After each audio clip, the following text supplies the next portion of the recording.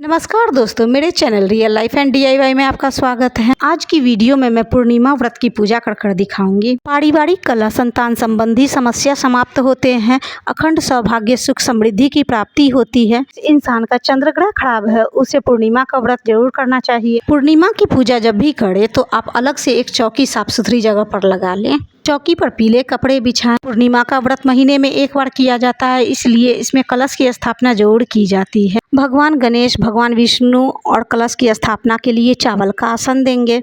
आप कलश के लिए अष्टदल कमल भी बना सकते हैं, नहीं तो इस तरह से चावल के ढेर भी बनाकर उस पे कलश रख सकते हैं। भगवान गणेश की मूर्ति सर्वप्रथम स्थापित करेंगे। अगर आपके पास भगवान गणेश की मूर्ति ना हो तो आप सुपारी में कलेवा लपेट कर भी रख सकते हैं। मेरे पास सत्यनारायण भगवान की फोटो है, मैं वही रख रही हूँ। अगर आपके पास नहीं है तो आप विष्णु भगवान की भी फोटो रख सकते हैं। पूर्णिमा के दिन अगर आप व्रत नहीं भी रख रहे हैं तो भी आप नॉनवेज ना खाएं। एक लोटे में गंगा जल में जल मिलाकर रखें।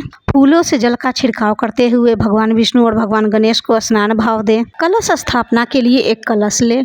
कलश आप पीतल, मिट्टी, तांबे किसी भी चीज का ले सकते हैं। इस लोटे के जल से हम पूजा करेंगे और इस लोटे में कलश स्थापना करेंगे। कलश में कुमकुम से स्वास्तिक बनाएं। अगर इस साल आप पूर्णिमा का व्रत उठाना चाहते हैं तो जरूर उठाएं। पूर्णिमा का व्रत जब भी करें तो 32 पूर्णिमा का व्रत करें। पूर्णिमा का व्रत करे तो दिन में ही इस तरह से पूजा कर ले। रात में चंद्रमा के निकलने पर चंद्रमा को अर्घ्य देकर पूजा कर ही व्रत खोले। पूर्णिमा के दिन खीर जरूर बनाएं। चंद्रदेव को भी खीर का भोग लगाएं। खीर सभी लोग घर में प्रसाद रूपेण ग्रहण करें। अगर आप पूर्णिमा का व्रत नहीं भी कर रही हैं तो घर में खीर जरूर बनाएं।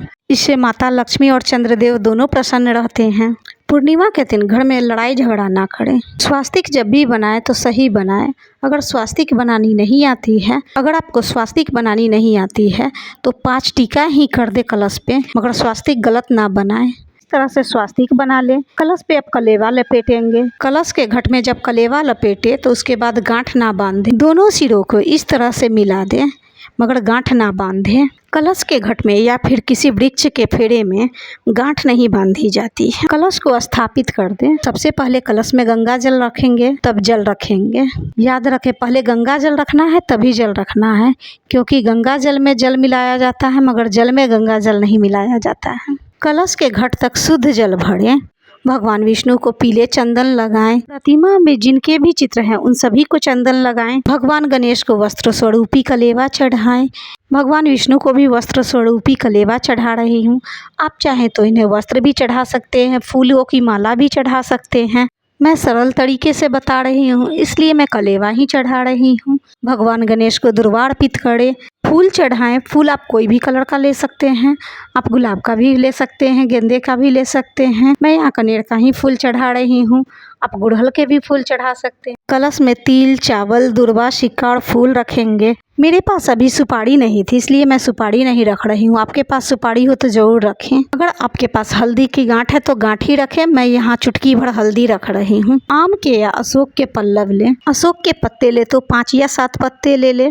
मैं इस तरह का आम का पल्लव ले रही हूँ। सभी पत्तों पर चंदन लगाएं और उसे कलश में रखें। कलश के ऊपर पूर्ण पात्र रखेंगे। पूर्ण पात्र का मतलब होता है अनाज से भरा हुआ एक बर्तन। पूर्ण पात्र में मैं चावल भर के रखी हूँ। आप गेहूं भी भरकर रख सकते हैं। मैं यहाँ दीप कलश रख रही हूँ। आप चाहे तो श्रीफल कलश भी रख सकते हैं। अगर आप श्रीफल कलश रख रहे हैं तो श्रीफल में भी आप कलेवा लपेट लें, नहीं तो चुनरी लपेट लें, तभी कलश पर रखें।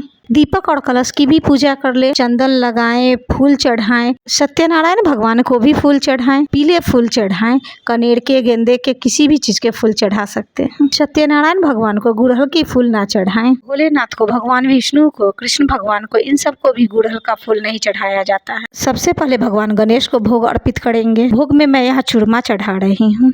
बहुत जगहों पे इसे आटे की पंजीरी कहा जाता है, मगर हमारे यहाँ इसे चूरमा ही कहा जाता है। सत्यनारायण भगवान को भी चूरमे का भोग लगाएंगे, क्योंकि सत्यनारायण भगवान की पूजा यानी पूर्णिमा के दिन की पूजा में चूरमे की भोग, पंचामृत की भोग जरूर लगाई जाती है। केले का भोग लगाएं। मैं यहाँ बतासा भी चढ़ा रही हूँ। आपके पास हो तो चढ़ाएं, नहीं तो कोई बात नहीं है। तुलसी के पत्ते भगवान पर भी चढ़ाएं और भोग में भी चढ़ाएं। इन प्रसादों में तुलसी का पत्ता चढ़ाना जरूरी है। पंचामृत चढ़ाएं, पंचामृत में भी तुलसी पत्र रखेंगे। पूर्णिमा के दिन पंचामृत का भोग जरूर लगाया जाता है और यही प्रसाद मेन प्रसाद होता है। पूजा में कोई भी कमी रह गई हो उसके लिए दक्षिणा जरूर रखें। यहाँ दक्षिणा रखने का क्लिप मुझसे मिस हो गया था। हाथ में फूल अक्षत लेकर सत्यनारायण भगवान की कथा, पूर्णिमा व्रत की कथा सुने। कथा सुनने के बाद फूल और अक्षत को भगवान के चरणों में छोड़ दें। पूर्णिमा के पूजा में हवन जरूर करें। मैं यहाँ छोटा सा हवन कर रही हूँ। उपले जला ले। सबसे पहले भगवान गणेश के नाम का हवन करेंगे। ओम गण गणपतये नमः स्वाहा 5 बार या 11 बार गणेश भगवान के नाम का हवन करेंगे। फिर सत्यनारायण भगवान के नाम का, चंद्रदेव के नाम का हवन करेंगे। हवन करते समय जो भी मंत्र बोले तो धूप को अग्नि में रखने से पहले स्वाहा जरूर बोले।